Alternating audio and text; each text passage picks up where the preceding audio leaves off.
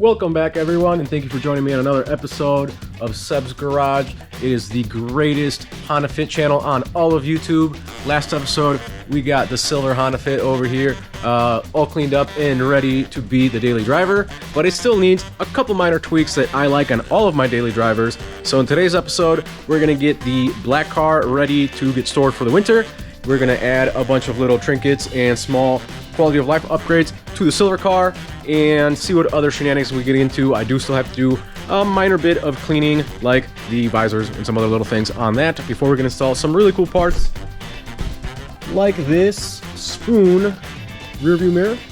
I've also got a set of floor mats going into the black car so we can get the WeatherTech mats into this car, and a bunch of other little stuff I've got sprawled everywhere. So let's get to it. First thing we're gonna do is grab those, and we're gonna go get everything we need out of the black car, out of it, so we can put it in the silver car. There she is. This poor thing's been sitting outside. I've got a tarp over the hood because having the vented hood has been causing a check engine light with the VTEC solenoid. So I'm very keen to get this thing inside the garage and tore down so we can do turbo stuff this coming winter. Well, winter is already here, I guess. So I'm gonna get all of the mats out of this thing, and I'm gonna get them cleaned up. I have WeatherTechs in the front and OEM rubber mats in the rear. This thing desperately needs a detail, and hey, look, I found my screwdriver. That's cool. But that won't be today. That'll be some other time, because I've got too much to get done and details take forever. So these are cool OEM mats that say fit on them. And then we've got the WeatherTechs, which I really like because they come up the sides. So when you've got wet feet, you're not getting all of this carpet damp. And under this is a piece of foam that likes to collect a bunch of water and rust out the floor, as I found out on this car. So I'm gonna get those cleaned up. I'm gonna see you in a minute. And just like that, we've got these installed in the car. They do go up the sides, which I really like. I am missing the clips that hold them in. They were rusted out of the car. I'm gonna see if they're still available OEM. If they are, I'll put the part number right here. If not, maybe I'll try to 3D print some and see how it goes, and if they go well, I can put them up on the website. We got the rear ones in, and I also did the trunk mat so that this thing can become a usable daily driver, which is the entire point of the car. So I'm gonna go ahead and get the other set on that one. And just like that, these are installed. I think they're a lot cooler looking, and they go with the color theme of the car. They do show off more of how terribly worn the carpet is back in that corner, and also here. But I do have that lower mileage, much nicer carpet that will be going in this car at some point, along with doing the detail that probably happen at the same time. You can see the back ones here. Look pretty cool. They go with the little red on the seats. And the next thing, we'll be installing this guy to go with the theme of the car, which I got from a customer of mine, actually, that bought some stuff. Talked to him on Instagram. He makes these plates. So I'll put his IG handle right here. I believe it's Slinging Parts for Harry. So we're gonna take off the one that I've got from Chronicles and install the one that I just got.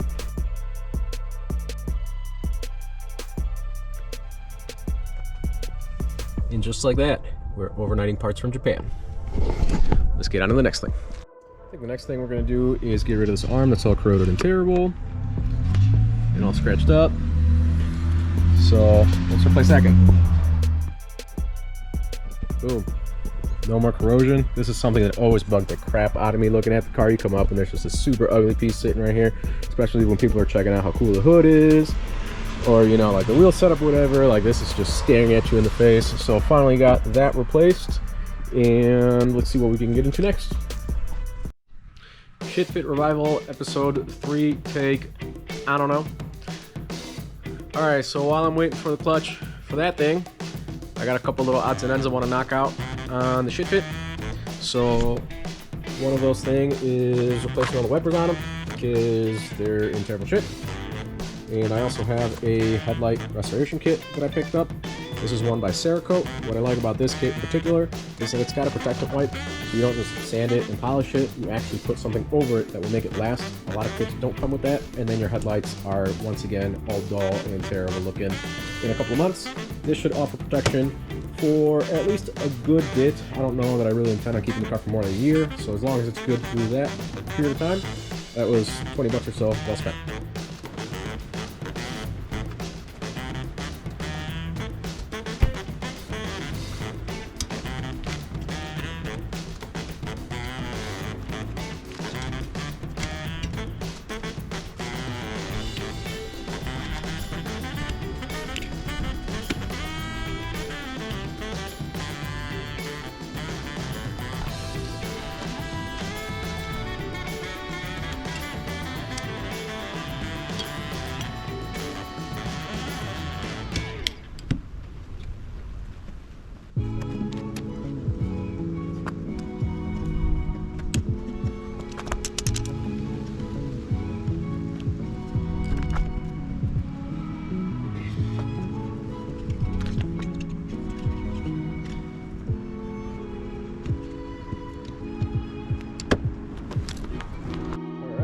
Got a pretty new rear wiper.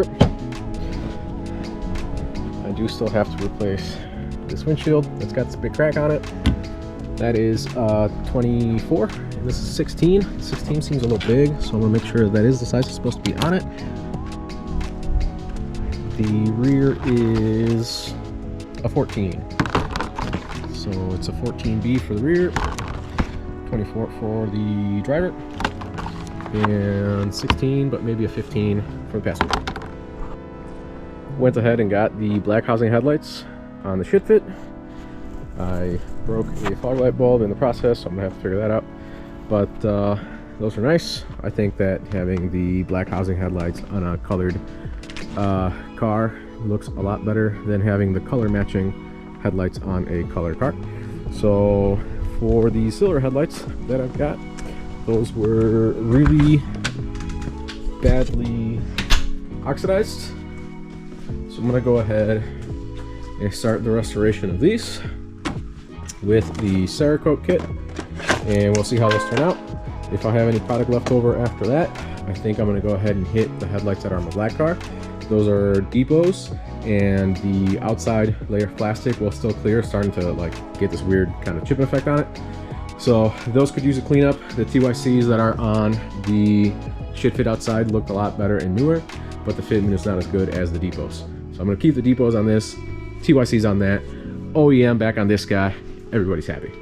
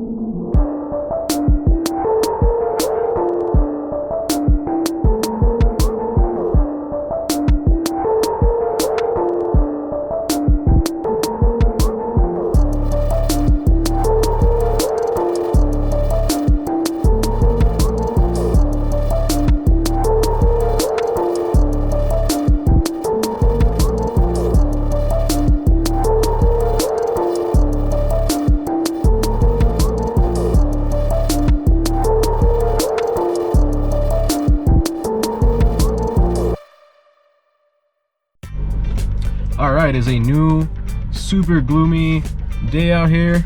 You'll be able to see, looks like it's about to start snowing, but I finally got some insurance and some plates on the ShitFit, so I'm about to go take it on its maiden voyage post cleanup. It's still a little bit stinky in here, so I think I'm gonna go pick up a Ozium or ozone bomb and see if I can get this to be a little bit better. I do also have a cleaner to run through the air vents to see if that fixes that. I did end up getting my Spoon Sports rear view in here. This visor doesn't want to stay up, so I'm gonna have to source a new one of them. And we do still have a handful of lights up on the dash. I did replace a bunch of the ABS sensors, so I don't know if with driving the car, if that and the brake light will go away or not. And yeah, I guess this will be its first journey into seeing what other little odds and ends are gonna need to get repaired on this thing.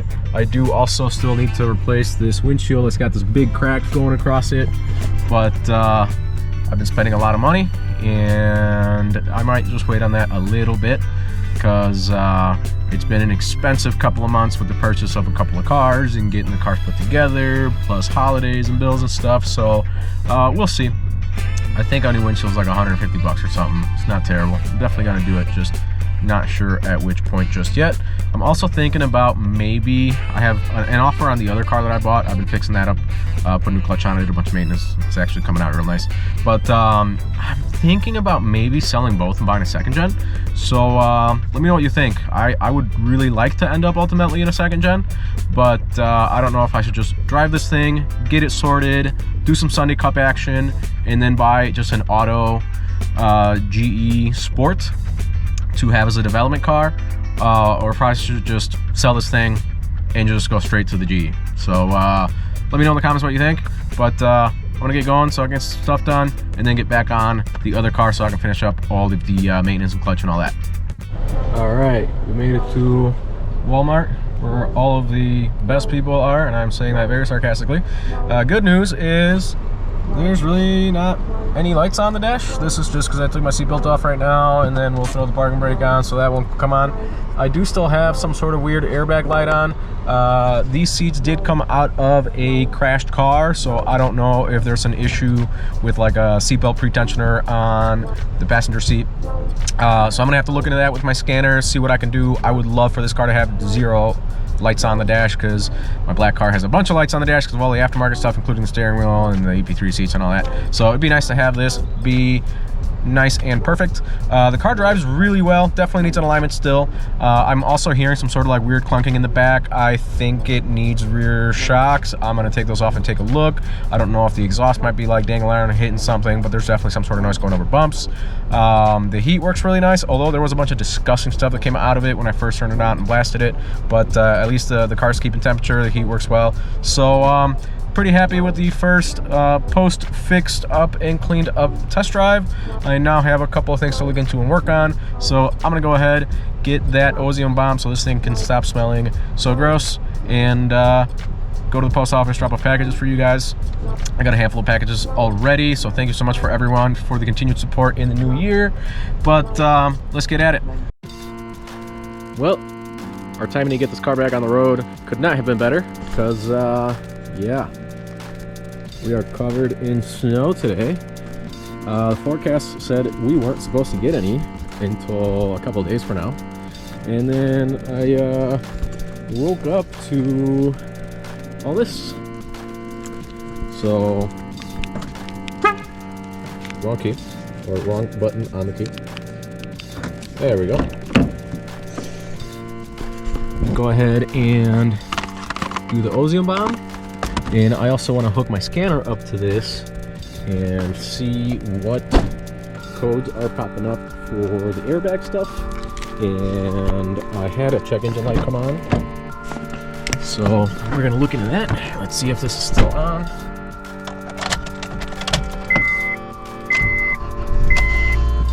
Oh, that good scratchy starter. Yeah, we still have a check engine light that's come on. So I'm gonna go ahead and take a look at that, see what we need to get on the way, and get this thing sorted.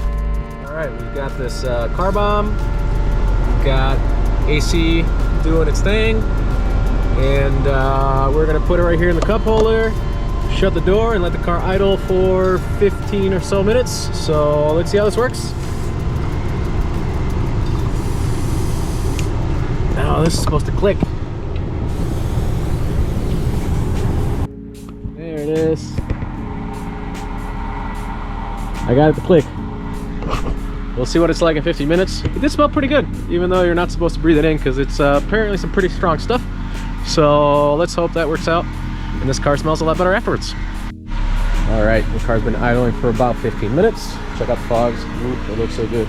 Also, I got these, which I don't know if you can see, have the logo back into them. I'm thinking about doing them just as a plate and then a piece of vinyl with the logo on it. It might look a little bit better. Looks like the canister is not shooting anything in here anymore. And wow, it actually smells nice in here. So now we're gonna open up all the doors. Let this vent out, because it's rather pungent. It's a good smell, but it's still pretty strong.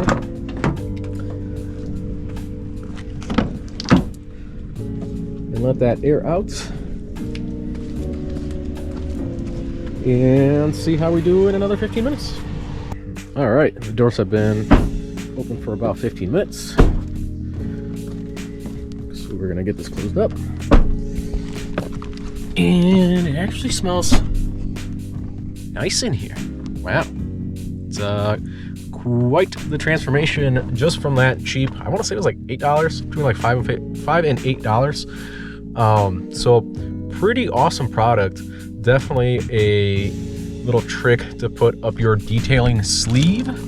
And to top it all off, we're gonna install this awesome little air freshener from Honda Fit with Threatening Auras on IG. Put it right here. So I'm gonna hang this up and get right back. Dang, that's awesome. And it smells really good too. So let's go check into what those codes were and what we can do about it. All right, we've got my fancy Autel Scanner in here, and not surprisingly, we've got a ton of faults. Right now, it's throwing a check engine light for the engine, so I'm gonna go ahead and check out what those are.